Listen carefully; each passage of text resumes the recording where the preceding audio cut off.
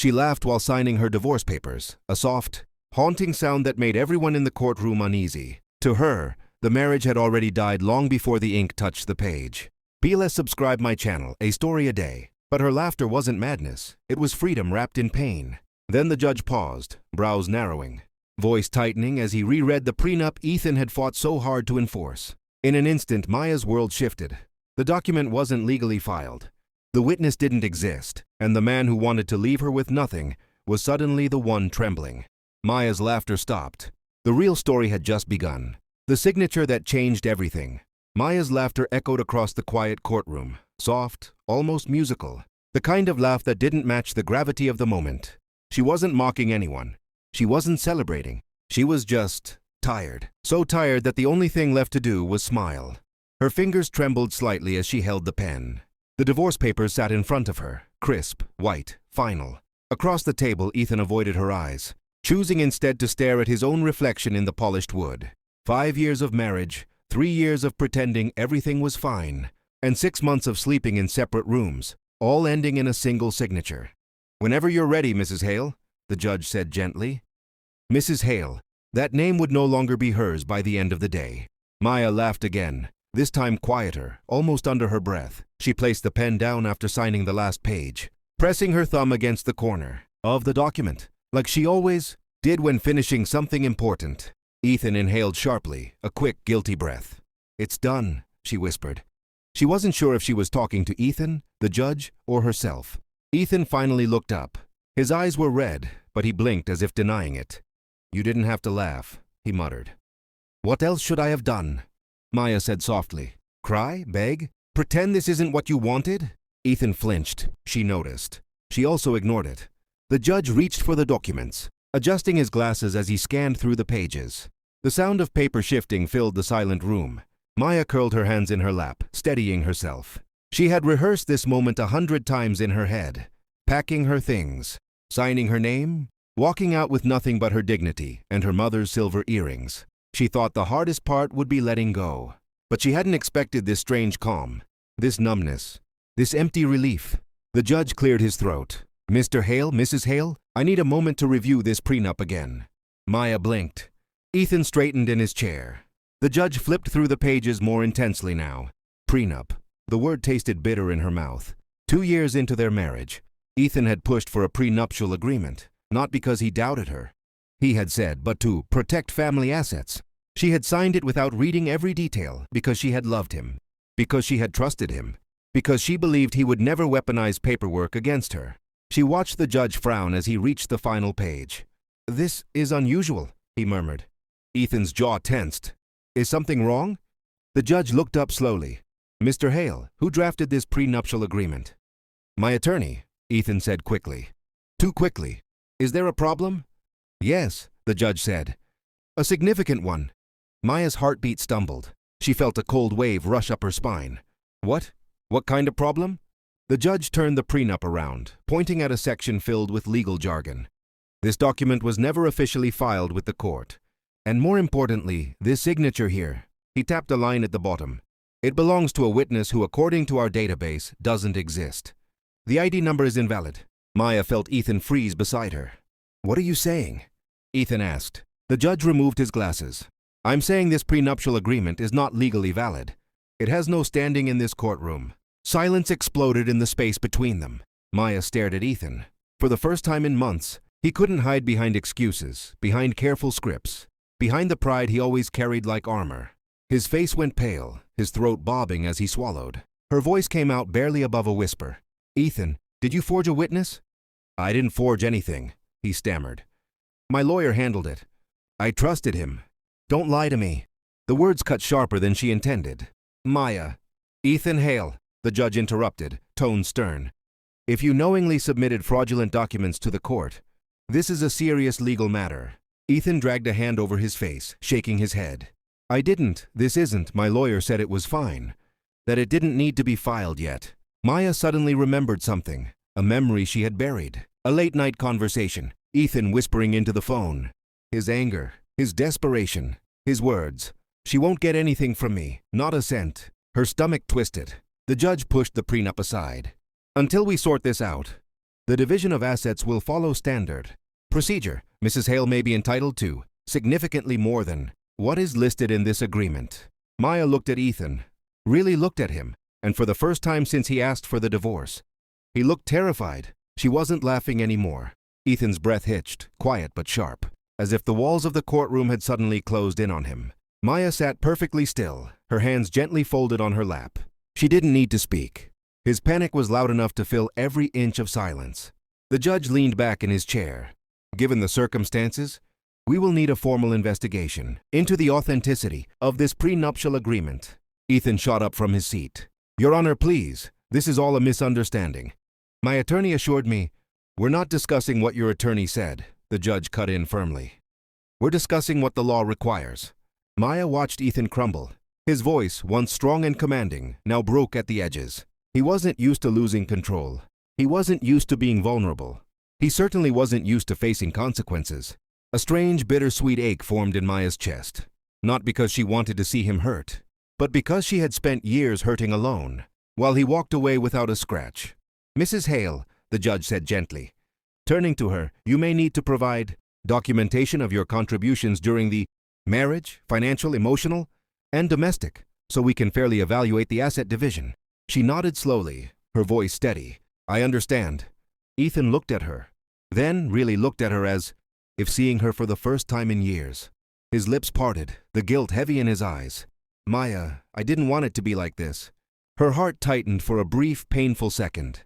How many times had she begged him to talk like this? How many nights had she waited for honesty? And now, when everything was ending, he suddenly found the words. She blinked away the sting in her eyes. You didn't want what? To get caught? That's not fair, he snapped. No, she whispered. What wasn't fair was the way you slowly erased me from my own life. The way you made me feel like a burden. The way you treated our marriage like a business deal instead of a partnership. Ethan dragged a hand through his hair, clearly frustrated by the truth he couldn't deny. We were struggling. You know that. She exhaled, her patience thinning. Marriages struggle, Ethan. They don't automatically end. He looked down.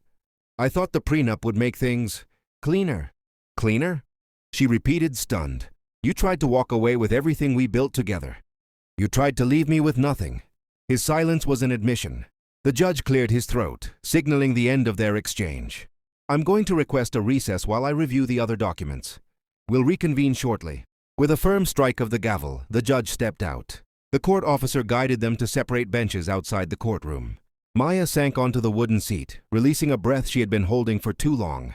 Her hands shook, not from fear, but from the sudden realization that something in her life had shifted. For the first time in months, she hadn't felt powerless. Ethan sat 3 benches away, his elbows on his knees, head in his hands. When he finally looked up, he glanced at her with something resembling regret, maybe even fear. Maya, he said quietly, walking toward her. She stiffened. Don't. Can we talk? He asked, voice trembling. Without yelling. Without the judge, just us. She studied him. The vulnerability on his face was unfamiliar, almost strange. What did he want? Sympathy? Forgiveness? A second chance? You had months to talk to me, she said. You waited until the court caught you. He shook his head. I wasn't trying to cheat you, I swear. She looked him in the eye. Then explain the fake witness. He froze. His silence told her everything she needed to know. He had hoped she would sign everything blindly. He had hoped she would walk away quietly, broken, without questioning anything. She stood up. I'm done being someone you can manipulate. He reached for her arm, but stopped himself, letting his hand fall to his side. I didn't want to lose everything. And I wasn't trying to take everything, she said softly. I just wanted a marriage. Ethan swallowed hard, guilt flooding his face. I loved you. No, she said, stepping back. You loved the version of me who didn't question you. The hallway fell silent. A court officer approached them. The judge is ready to see you both again. Maya inhaled deeply and walked ahead, her shoulders straighter than before. Ethan followed, steps hesitant, eyes heavy. As they re-entered the courtroom, the judge held a new stack of documents, his expression sharp, decisive. Maya, Ethan, he said, I've reviewed the files, and we need to discuss something important. Maya felt the ground shift again. The story wasn't over, not even close. The judge's tone carried a weight that made both Maya and Ethan freeze mid-step. He wasn't angry, but there was a sharp edge to his voice, like someone who had uncovered something neither of them expected. "Before we move forward," the judge said, adjusting the papers in his hand, "I need to clarify a few details regarding your financial records." Maya felt her stomach drop. She had nothing to hide, but the way Ethan stiffened beside her sent a ripple of tension through the room. The judge continued, "While reviewing your joint financial timeline, an inconsistency appeared. Mr. Hale, there are multiple large transfers made from the marital account to a secondary, private account under your name." Maya's breath hitched. Ethan's face drained of color. "These transfers," the judge added, sliding one page forward, "were made within the last 6 months. Around the same time divorce discussions began." Maya slowly sank into her seat. 6 months. 6 months of cold stares, distant conversations, and nights when Ethan came home late and blamed work emergencies. 6 months where she had convinced herself she was the problem. 6 months he had been quietly preparing to leave her with nothing. "Mr. Hale," the judge said, "do you want to explain why these funds were moved without Mrs. Hale's consent?" Ethan swallowed, eyes darting between the judge and Maya. "It was for investment purposes." The judge appraised him with a skeptical look. "Then why were the transfers labeled as personal withdrawals?" Ethan had no answer. Maya felt the sting of betrayal tighten her chest. She forced her voice to stay steady. "How much did you move, Ethan?" He shook his head helplessly. "Maya, please." "How much?" The judge answered for him. "Approximately $260,000. The air left Maya's lungs. Her hands curled into fists. Her heart pounded so loudly she wondered if the whole courtroom could hear it. Her voice cracked. "You were planning to drain our savings?" Ethan stepped toward her, desperation raw in his eyes. "I didn't drain it. I needed to secure myself." "From me?" she whispered. He didn't answer. He didn't have to. Something inside Maya broke. But it wasn't her heart. Not this time. It was the last sliver of illusion. She had held on to the illusion that somewhere inside, the man she married, the good still lived. The judge interjected. "Mrs. Hale, given these findings, you may be entitled to restitution. I will also be ordering a forensic financial review." Ethan's voice cracked. "Please, Your Honor." "This is not negotiable," the judge said firmly. "You attempted to hide assets. This is a serious breach of marital financial duties." Maya stared at the table, her breathing tight. She hadn't come here for money. She hadn't come to destroy Ethan.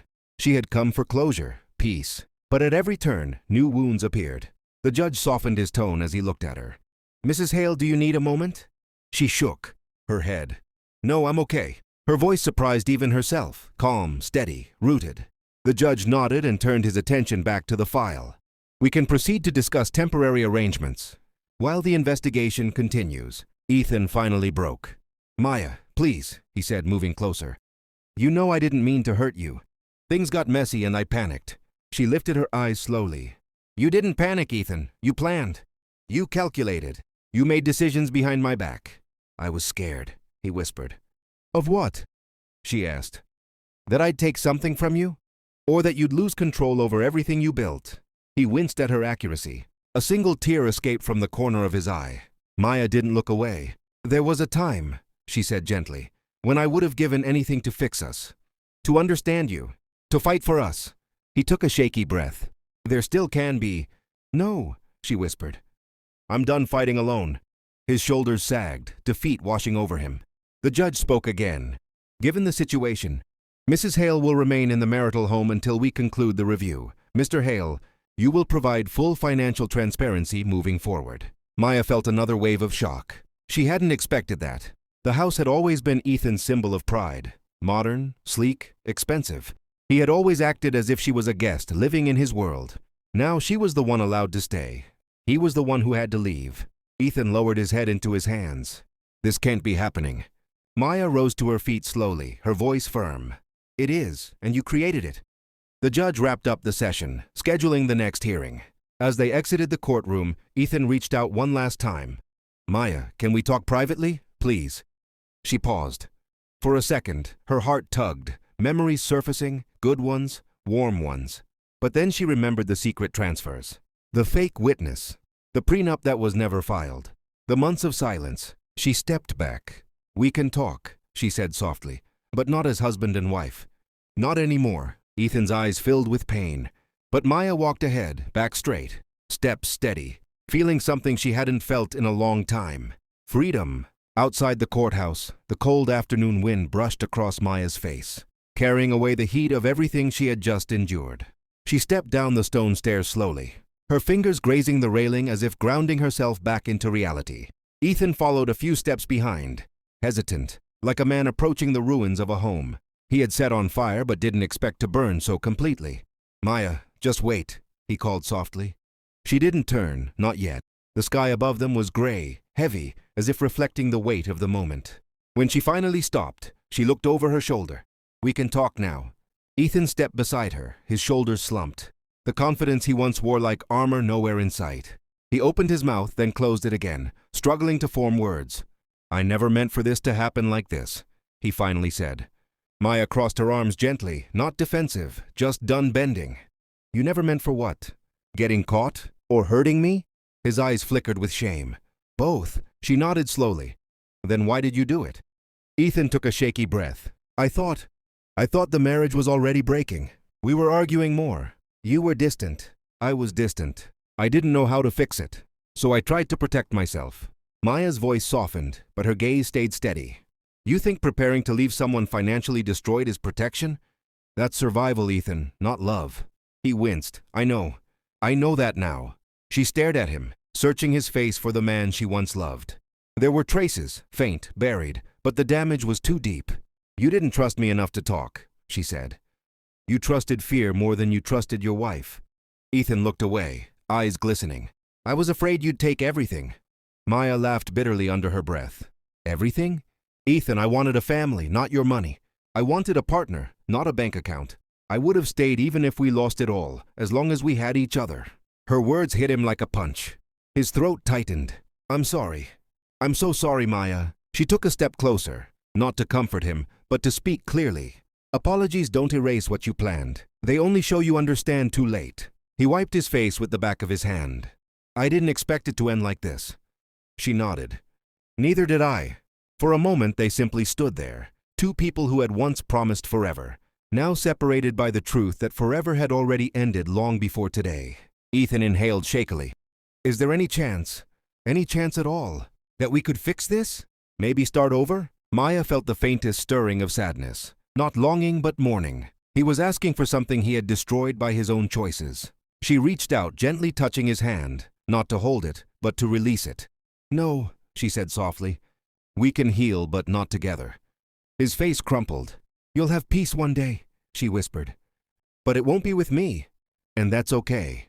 He nodded slowly, devastated, yet accepting. "I never wanted to lose you. You lost me the moment you decided I was your enemy," she replied. The wind blew between them again, final and cold. Maya turned and walked away, her steps light despite the heaviness of the past. Ethan watched her disappear into the crowd, small at first, then gone entirely. For him, the world dimmed. For her, it began to open. 2 months later, sunlight spilled across the wooden floors of the apartment Maya now rented, a small, warm place filled with plants, books, and quiet peace. She had started working again, taken up painting, and reconnected with the version of herself she had abandoned during the marriage. Her mornings were slow, her heart was healing, her laughter was real again. One afternoon, she checked her mailbox and found a small envelope with Ethan's handwriting. Inside was a simple note. "I'm starting therapy. Thank you for walking away before I destroyed myself too." Maya folded the letter gently. For the first time, she felt no anger, no bitterness, only closure. She looked out the window, letting the sun warm her skin. She had survived betrayal. She had survived heartbreak. But more importantly, she had chosen herself. And that choice didn't break her. It saved her.